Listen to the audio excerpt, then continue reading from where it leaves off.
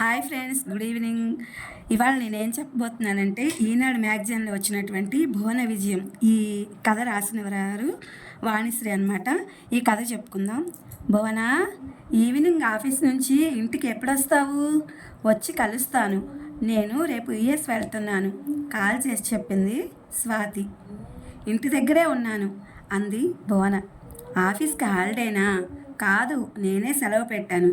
ఏం ఒంట్లో బాగాలేదా? మనసేం బాగాలేదు అంది భువన. ఏమైందే? సరే వస్తున్నా అంది స్వాతి. స్వాతి వెళ్ళేసరికే భువన ఆమె కోసం ఎదురు చూస్తోంది. భువన ముఖం పీక్కుపోయి ఉంది. దిగులుగా ఉన్నట్టు కనిపించింది. ఎందుకే అలా ఉన్నావు? ఏం జరిగింది? అడిగింది స్వాతి. నేను జీవితంలో ఫెయిల్ అయ్యాననిపిస్తోంది. ఒంటరి బతుకు, ఏం సుఖం లేదు జీరపోయిన గొంతుతో చెప్పింది భువన. నీ మొహం, జీవితంలో ఫెయిల్ అవ్వడం పాస్ అవ్వడం ఏమిటే అర్థం లేకుండా? భర్త చనిపోయినంత మాత్రాన జీవితంలో ఫెయిల్ అయినట్లా? నీకు ఇంకా నిండా 25 లేవు. ముందు ఎంతో జీవితం ఉంది. దిగులు పడితే ఎలా? ఓడిపోతే గెలవడం నేర్చుకోవాలి. మోసపోతే జాగ్రత్తగా ఉండడం నేర్చుకోవాలి. చెడిపోతే ఎలా బాగుపడాలో నేర్చుకోవాలి. జీవితంలో నిత్యం నేర్చుకుంటూ ఉండాలి అంది స్వాతి. నా మానాన్న నన్ను బతకనివ్వడం లేదే ఈ జనం. ఇల్లు అమ్మేసి ఏదైనా హాస్టల్లో ఉంటే హ్యాపీగా ఉంటుందేమో. ఎందుకలా? ఇల్లు ఆఫీస్కి దూరంగా ఉందనా? కాదు, ఎదురింట్లో కాంతమ్మ ఒక ఆమె ఉంది. నన్ను చూసి అసహ్యంగా మొహం పెడుతుంది. నన్ను ఒక పురుగులా చూస్తుంది. నేను బయటకు వెళ్తున్నప్పుడు పిల్లి మీద ఎలుక మీద పెట్టి కామెంట్స్ చేస్తుంది. నేను పొద్దున్నే లేచి కాలనీ పార్క్లో కాసేపు వాకింగ్ చేసి పాల ప్యాకెట్ తెచ్చుకుంటూ ఉంటాను. అప్పుడు ఆ కాంతమ్మ వాళ్ళ ఇంటి ముందు ఊడుస్తానో ముగ్గులేస్తానో కనిపిస్తుంది. పొద్దున్నే ఈ విధవకు వీధిలో ఏం పని? దీని పాడు ముఖం చూడలేక చస్తున్నాను. ఈరోజు నాకు ఏమూడిందో అంటూ ఉంటుంది. భువన చెప్తుంటే ఆవేదన. ఆమె గుండెను పిండుతున్నట్లుగా ఉంది. కొందరు చాదస్తులు మూఢనమ్మకాలతో చస్తుంటారు. అటువంటి వాళ్ళను పట్టించుకోకు. డోంట్ కేర్గా ఉండు. పవర్ఫుల్ మైండ్ ఉండాలే. వీక్ మైండ్ ఉంటే ఇలా ప్రతిదానికి బాధపడాలి. ఇంటి దగ్గర ఇట్లా ఉంటే ఆఫీస్లో కూడా వేధింపులే. ఒంటరిదానని లోకువ. మిడిల్ ఏజ్ వాళ్ళు కూడా ఏదో ఒక వంకతో వచ్చి పలకరిస్తూ బుట్టలో వేసుకోవాలని చూసేవాళ్ళే. ఏం మనుషులు. మా మేనేజర్ మరీ ఘోరం.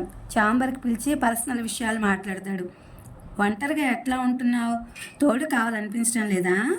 రాత్రులు ఎట్లా నిద్రపడుతుంది అంటూ నాన్సెన్స్ మాట్లాడుతుంటాడు అంటూ భువన ఏడవసాగింది. ఏడవకే, ఒంటరిగా ఉంటే అంతే, పాపిష్టి కళ్ళు పడతాయి. మళ్ళీ పెళ్లి చేసుకోవే అంది స్వాతి. చాలేవే, ఒకసారి అయిందిగా. మళ్ళీ పెళ్లి చేసుకుంటే నా బతుకు పెనం మీద నుంచి పొయ్యిలో పడినట్టు అవుతుందని భయం. ఎందుకలా భయపడుతున్నావు? మనిషి ఆశావా దృక్పథంతో ఉండాలి. భర్తలు చనిపోయిన వాళ్ళు ఎందుకు మళ్ళీ పెళ్లి చేసుకుని పిల్లాపాపలతో సుఖంగా లేరు? ఏమో, నేను ఆడపిల్ల పెళ్ళంటేనే జూదంలా అనిపిస్తోంది. న్యూస్ పేపర్ చూస్తుంటే భయం వేస్తోంది. భర్త వేధింపులు తాళలేక భార్య ఆత్మహత్య, భార్య మీద అనుమానంతో చంపిన భర్త, ప్రియుడితో కలిసి భర్తను అంతమందించిన భార్య. భార్యాభర్తల మధ్య సంబంధాలు ఎందుకు ఇట్లా దిగజారుతున్నాయో అర్థం కావడం లేదు. అందుకే మళ్ళీ పెళ్ళంటే భయం. ఎందుకు ఒంటరి బతుకు అని విరక్తి కలుగుతోంది. ఏదో రోజున ఆత్మహత్య చేసుకుంటానేమో. లోపల అణిగి ఉన్న అగ్నిపర్వతం బద్దలైంది. లావా ఎగసిపడినట్లు భువన ఎర్రబడ్డ కళ్ళ నుంచి ఉప్పొంగి వస్తున్నాయి కన్నీళ్లు. భువన, ఏమైంది నీకు? ఇంత ఫ్రస్ట్రేషన్ ఎందుకు? భర్త లేడనే తప్ప నీకేం లోటు? జీతం, ఫ్యామిలీ ఫంక్షన్ వస్తుంది, సొంత ఇల్లుంది. ఎందరు అమ్మాయిలకు ఇంత ఆర్థిక భరోసా ఉంది చెప్పు? నువ్వు అనవసరంగా లేనిపోని ఊహించుకుంటూ మనశ్శాంతి లేకుండా ఉన్నావు. సంతోషంగా ఉండాలంటే నువ్వు మారాలి. Be positive. ధైర్యం చెప్పింది స్వాతి. భువన చేతిని తన చేతిలోకి తీసుకుంది. అల్లకల్లోలంగా ఉన్న మనస్థితిలో స్వాతి శుతిమెత్తని కరస్పర్శ భువనకు ఎంతో ఓదార్పునిచ్చింది. అక్కడ ఉన్నంతసేపు స్వాతి భువనకు ధైర్యం చెప్తూనే ఉంది. తమ క్లాస్మేట్స్ ఇప్పుడు ఎక్కడెక్కడ ఉన్నారో ఏం చేస్తున్నారో చెప్పుకున్నారు. కాలేజీ రోజులు గుర్తు చేసుకున్నారు. స్వాతితో కబుర్లు భువనలో ఉత్సాహం నింపాయి. బాధను మరొకరితో పంచుకుంటే మనసు తేలికవుతుందని, సంతోషాన్ని పంచుకుంటే 10 రెట్లు పెరిగిపోతుందని భువనకు అనుభవమైంది. రేపు యుఎస్ వెళ్తున్నానే, మళ్ళీ ఎప్పుడు ఇండియాకి వస్తానో, ఈరోజు నీతో గడపాలనిపించింది వచ్చాను. బాయ్ భువన అంటూ సెలవు తీసుకుని బయలుదేరింది స్వాతి. చెట్టు నుంచి పండుటాకులు రాలినట్టుగా రోజులు గడిచిపోతున్నాయి. 3 సంవత్సరాల తర్వాత స్వాతి అమెరికా నుంచి తిరిగి వచ్చింది. భువన వర్క్ చేస్తున్న ఆఫీస్కి వెళ్ళింది. భువనను చూసి సంభ్రమాశ్చర్యాలకు లోనైంది. భువనలో ఎంతో మార్పు కనిపించింది.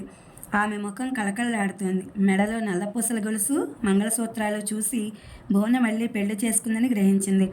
బ్లూ కలర్ జరీ బార్డర్ ఉన్న వెంకటగిరి కాటన్ చీరలో హుందాగా ఉంది. ఎంతో సంతోషంగా ఉంది. భువన, ఏ స్వాతి, సర్ప్రైజ్ చేశావే, ఎప్పుడొచ్చావు? అమెరికా వెళ్ళాక నన్ను పూర్తిగా మర్చిపోయావే దుర్మార్గురాల. ఒకసారి కూడా ఫోన్ చేయలేదు నిష్ఠూరంగా అంది భువన. సారీనే, నా సెల్ ఫోన్ మిస్ అయింది. నీ నెంబర్ అందులో ఉంది, నెంబర్ గుర్తులేదు. సరే వదిలే, ఎప్పుడొచ్చావు? 2 రోజులైంది. మా వారి బాబాయ్ కూతురు పెళ్ళి తెనాలిలో. ఈరోజు నైట్ ఇక్కడి నుంచి తెనాలి వెళ్తున్నాం. నిన్నొకసారి చూసిపోదామని వచ్చాను అంది స్వాతి.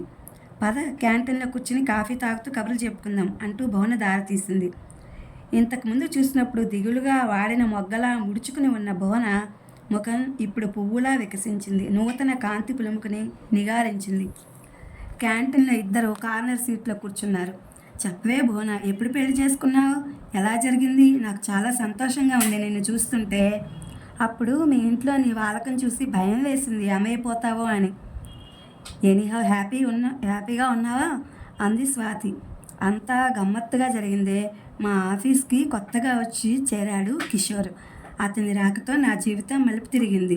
ఒకరోజు మా మేనేజర్ పిలిచి తనతో క్యాంప్కి రావాలని ఒత్తిడి చేశాడు. అతడితో వెళితే ఏం జరుగుతుందని నాకు తెలుసు.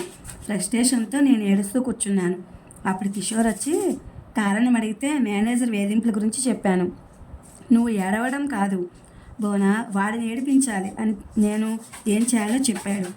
మేనేజర్ నన్ను రమ్మని అటెండర్తో కబురు చేశాడు. నేను ఛాంబర్లోకి వెళ్ళి తలుపు మూసి బోల్ట్ పెట్టాను. గట్టిగా తిడుతూ తిరగబడ్డాను. ఎడాపెడా చెంపలు వాయించాను. పేపర్ కట్టర్ తీసుకుని గొంతు కోసేస్తానని అరిచాను. దెబ్బకి వణికిపోయాడు. నేను తలుపు తీసుకుని సెక్షన్లోకి వెళ్ళి స్టాఫ్ అందరి ముందు మేనేజర్ని తిట్టడం కంటిన్యూ చేశాను. ఏమనుకుంటున్నావు? నన్ను పక్కలోకి రమ్మంటావా? ఒంటరిదాన్ని లోకువా? చంపేస్తాను అంటూ చెలరేగిపోతుంటే స్టాఫ్ అంతా నన్ను దయ్యం పట్టిన దాన్ని చూసినట్టు నోరేళ్లబెట్టి చూశారు. మర్నాడు మేనేజర్ ఆఫీస్కి రాలేదు. అవమాన భారంతో సెలవు పెట్టి ట్రాన్స్ఫర్ చేయించుకుని వెళ్ళిపోయాడు. భువన మనసుకు ఆనాటి దృశ్యాలు సినిమాలా కనిపిస్తున్నాయి. ఆనాటి అనుభూతి ఆమె మనసుని పట్టి ఊపేస్తోంది. వెరీ గుడ్ భువన, భలే పనిచేసావే. కిషోర్ నీకు మంచి ఐడియా ఇచ్చాడు. తర్వాత అంది స్వాతి. తర్వాత ఏముంది? కిషోరు నేను లవ్లో పడ్డాం, పెళ్లి చేసుకున్నాం. కొత్త పెళ్లి కూతురులా సిగ్గుపడుతూ చెప్పింది భువన. కిషోర్తో ప్రేమలో పడి పెళ్లి చేసుకున్న భువన కళ్ళ ముందు కొత్త బంగారు లోకం కనిపిస్తోంది. కిషోర్ బాగుంటాడా అడిగింది స్వాతి. ఓ చూడు అంటూ సెల్ ఫోన్లో ఫోటోలు చూపించింది భువన. చూసావుగా, హుషారుగా ఉంటాడే, ఎప్పుడు నవ్వుతూ తుళ్ళుతూ ఉంటాడు. హీ లుక్స్ ఫెంటాస్టిక్ చెప్పింది భువన. బాగుందే. ప్రశాంత్ నగర్లో కాలనీలో మీ ఇంట్లోనే ఉంటున్నావా, లేకపోతే కిషోర్తో అత్తగారింటికి వెళ్ళిపోయావా అడిగింది స్వాతి. కిషోర్ ఇంటికే వెళ్ళి ఉంటున్నాను. నా ఇల్లు అద్దెకిచ్చాను. గుడ్. మీ ఇంటి ఎదురుగా ఉండే కాంతమ్మ ఏమంటున్నది? నువ్వు పెళ్లి చేసుకున్నాక ఆయన వేధింపులు ఆపిందా? కాంతమ్మ ఇక్కడ ఉండడం లేదు, వాళ్ళు ఊరు వెళ్ళిపోయింది. అదేమంటే నేను కాపురం పెట్టింది ఎదురింట్లోనే. కిషోర్ కాంతమ్మ చిన్న కొడుకు మరి అంటూ పగలబడి నవ్వసాగింది భువన. ఇది ఫ్రెండ్స్, ఈ కథ చాలా బాగుంది కదా. భువన విజయం అనే కథ. ఇది వాణిశ్రీ గారు రాశారు, ఈనాడు మ్యాగజైన్లోది. ఇది నాకు బాగుందనిపించి వీడియో పెట్టాలనిపించింది, అందుకే నేను వీడియో పెట్టాను. ప్లీజ్ మీరు కూడా ఈ స్టోరీని వినండి. Please my channel like, share, subscribe and comment. Thank you for watching. Thank you for your support.